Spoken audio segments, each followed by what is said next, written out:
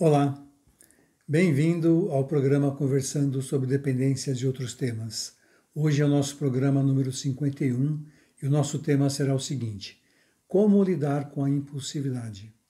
Você é impulsivo? Você conhece alguém impulsivo? Você sabe quais dificuldades a impulsividade pode trazer para a vida de uma pessoa? Pois então fique conosco até o final do programa para você conhecer mais sobre esse tema, tá bom? Eu peço, como sempre, para que, caso você não tenha se inscrito no canal, se inscreva. E também para que acione o sininho para ser lembrado de todos os novos programas que entram no ar. Também conto com a sua ajuda na divulgação do programa. Então, encaminhe, compartilhe o vídeo com pessoas que você conhece, amigos, familiares, enfim, nos ajude na divulgação. Tá bom? Muito obrigado por sua presença aqui e vamos ao programa de hoje.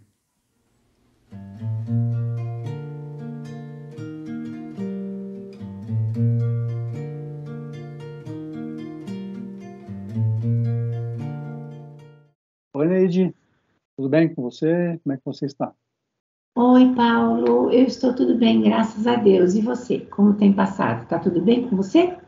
Também, tudo tranquilo. Oi, Neide, já estamos no programa 51, né? Grande número de programas aí que já estão no ar.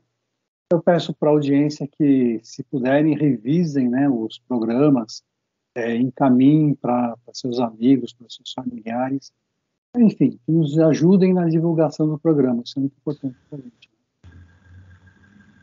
Até para a gente ter motivação aqui para continuar, né? Quando a gente olha lá nos views e vê que tem poucos views, isso desmotiva um pouco, mas embora eu confesse que eu não pretenda desistir do programa, eu acho muito importante o trabalho que a gente faz aqui, né, de psicoeducar as pessoas, né, no geral, em relação a vários temas.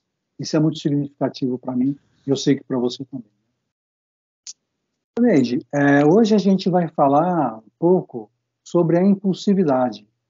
A tal impulsividade que nós, psicoterapeutas, vemos muito em vários transtornos, né?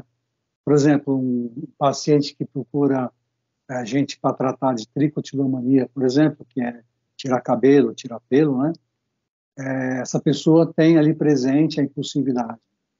Quando, por exemplo, uma pessoa ela é muito agressiva e muitas vezes ela comete atos agressivos contra as outras pessoas, também ela está agindo por impulso, muitas vezes, né?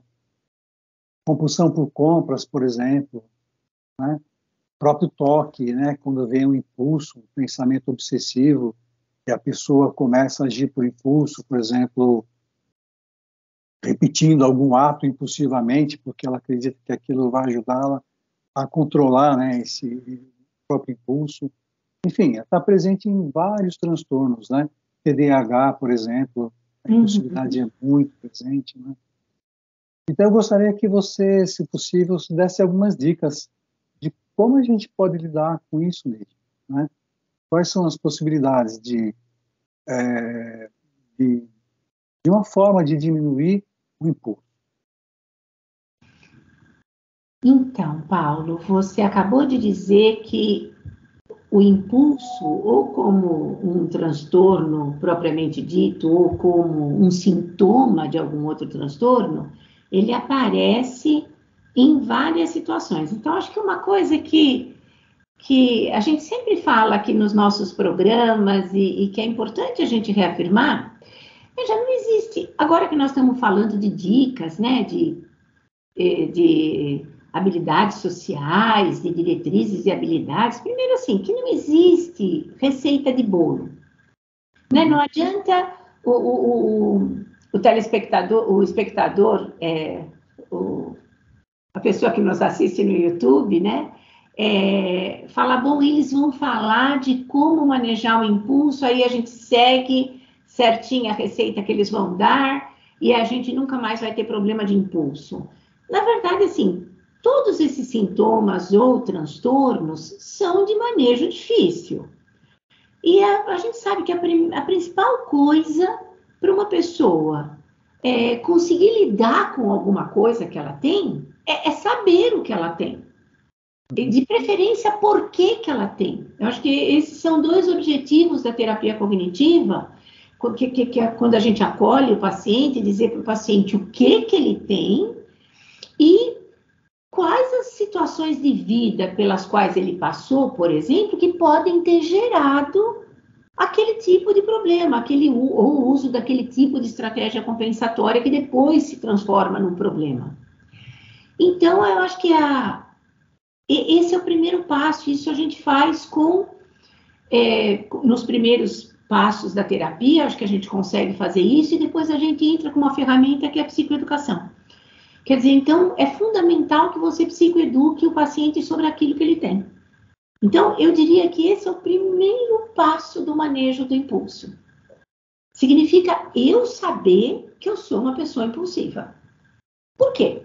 Enquanto eu não aceitar isso, não tem como eu implementar, digamos assim, um segundo passo da receita. Não tem, porque eu não vou simplesmente, se acho que eu não sou impulsiva, eu não vou me envolver com nenhum tipo de técnica. O segundo passo, então, eu sei que eu sou impulsiva, eu sei como que em mim esse impulso aparece, vai me ajudar a identificar situações às quais eu estou mais vulnerável. Então, eu vou começar a perceber que quando acontece tal coisa, eu fico mais vulnerável, quando acontece tal coisa, muitas vezes, por exemplo, se eu tenho uma crença, e aí eu vou dar um exemplo, né? Se eu tenho uma crença de incapacidade, de incompetência, e eu numa discussão com alguém, numa conversa com alguém, me vem um pensamento, essa pessoa acha que eu sou uma idiota. Certo? Veja, quando o meu esquema é acessado, eu posso ter uma reação impulsiva de dizer, eu vou mostrar para ele quem que é idiota. E posso não perceber com quem que eu estou falando. Se às vezes eu estou falando com uma autoridade, então não valeria a pena, por exemplo, eu entrar numa discussão, né? Então é importante eu saber quem eu sou e quais as situações que me colocam em risco. Tá? Essa seria a segunda dica, conhecer as situações que me colocam em risco de me comportar de forma impulsiva. Quais são os gatilhos? Quais são os gatilhos? Terceira dica, pensar antes de fazer. Né? Por quê? Porque o impulso, justamente, ele é caracterizado por um tempo de reação muito curto entre o pensamento e a ação. Quer dizer, eu não avalio se o meu pensamento ele é adequado, ele não é adequado, se ele é funcional, se ele não é. Quer dizer, quando eu penso, essa pessoa está achando que eu sou uma idiota, eu nem tive tempo de pensar se essa pessoa me conhece. Que às vezes não sabe nem quem eu sou. Às vezes o que ela está falando para mim, por exemplo, num serviço de call center, é uma fala estudada que ela fala para todo mundo. Só que quando ela falou para mim, aquilo para mim caiu de um jeito que eu pensei uma coisa sobre ela que eu não sei se ela está pensando que eu sou uma idiota. Ela nem sabe quem eu sou. Então, quando eu avalio, eu paro um pouco para pensar sobre o pensar, sobre o que eu estou pensando. Isso já me ajudaria aí no manejo da minha impulsividade. Né? Então, se eu estou achando que ela está achando que eu sou uma idiota. Não, peraí, ela não sabe nem quem eu sou. Ela não me conhece. Eu acabei de dizer para ela que eu quero cancelar a minha conta na Vivo, ou na Claro, ou em qualquer uma, porque aqui não estamos fazendo nenhuma propaganda nem contra nem a favor, na TIM, em outras que eu desconheço o nome, e ela está me dando uma resposta padrão. Ela não sabe quem eu sou. Ela não me conhece. Quer dizer, quando eu começo a pensar nisso, eu ganho um pouquinho de espaço, né, para pensar sobre o pensar. Tá. É o questionar o pensamento, então. Isso. Eu teria outras formas de me expressar que não fosse dessa forma que eu estou pensando? Então, eu poderia fazer perguntas para essa pessoa, ao invés de dizer para ela, por exemplo, quem que você pensa que eu sou? Você não sabe com quem você está falando, né? Agindo de uma forma mais impulsiva, sem pensar sobre com quem é que eu estou falando. Eu poderia fazer perguntas, eu poderia pedir um tempo para ela para refletir sobre aquilo e voltar a ligação mais tarde. Quer dizer, que outras formas de me expressar eu teria? Eu poderia usar, e aí vai uma técnica, né? Essa técnica que a gente chama da técnica das 24 horas, né? Quer dizer, eu estou com vontade de fazer uma coisa agora. Nossa, sei lá. Então, o impulso de fazer uma compra, vi um vestido e imediatamente pensei, eu ficaria linda nesse vestido. Quando eu penso, eu ficaria linda nesse vestido, isso melhoraria a minha autoestima e me ajudaria a lidar com o meu problema. E eu vou comprar o vestido mesmo sem dinheiro. Eu poderia usar a técnica das 24 horas? Bom, agora são 17 horas. Eu poderia, então, esperar até as 17 horas do dia seguinte e ver se eu realmente preciso desse vestido ou não? Eu conheço uma pessoa que diz assim que a gente deve dormir uma noite, né? Antes de tomar qualquer decisão, antes de tomar uma decisão importante na vida, que muitas vezes a gente toma por impulso, a gente deveria dormir uma noite. O que ela quer dizer com dormir uma noite? É justamente isso. Acordar no dia seguinte sua cabeça está mais limpa, você reavalia aquilo. Uma coisa assim que eu mesma usei várias vezes na minha vida, às vezes você recebia um e-mail antigamente, mas a gente pode fazer isso no WhatsApp também. Você recebe uma mensagem, você fala, não, vou responder isso aqui. Pá, pá, pá, pá, pá, pá, pá. E eu me acostumei, por exemplo, a deixar a mensagem no rascunho. O e-mail ia para a pasta de rascunho. Dorme uma noite, amanhã de manhã lê aquele e-mail. E quantas vezes, para minha surpresa, eu não mudei o conteúdo do e-mail.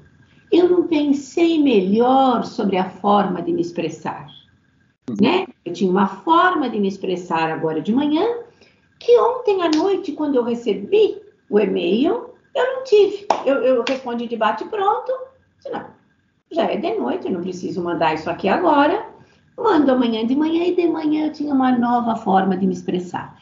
Então, eu acho que são algumas dessas dicas, né, que a gente pode usar para lidar com o impulso. Eu posso olhar, me ver agindo impulsivamente, pensar que outras alternativas eu teria, eu posso substituir uma imagem negativa por uma positiva, eu posso me ver superando aquela dificuldade, agindo de uma forma diferente da forma do impulso. Eu posso usar técnicas de relaxamento, né? Então, na hora que eu me senti à mercê do impulso, eu posso praticar mindfulness, voltar para o aqui e agora, e aí, então, fazer uma avaliação se eu devo ou não agir daquela forma. Então, Paulo, são algumas técnicas que a gente tem para lidar com o impulso. Evidentemente que a gente poderia ficar aqui falando muito tempo, porque esse é um tema extenso, mas essas são algumas dicas para a gente deixar hoje para a nossa audiência. Uhum. Uma dica também eu posso pensar sobre as consequências do meu ato, né? Seja ele qual for, seja comprar, agredir, e o que vem depois. Né? Se eu fizer isso, o que vai acontecer? Por quanto tempo vai durar a minha satisfação, a emoção que aquele comportamento vai me gerar, né? Quanto tempo vai ficar dentro de mim aquilo? Então, isso faz com que a gente reflita e tome uma decisão diferente. Exatamente, existem várias possibilidades de técnicas, né, para você lidar com a impulsividade, né, e no futuro a gente volta a tocar nesse assunto e falar um pouco mais, passar mais algumas dicas para a audiência, tá bom? Ok. Então tá bom, Neide. Obrigado, viu, pela conversa de hoje novamente. E nos vemos na semana que vem. Um grande abraço para você, tá bom? Para você também, Paulo. Tchau, tchau. Tchau.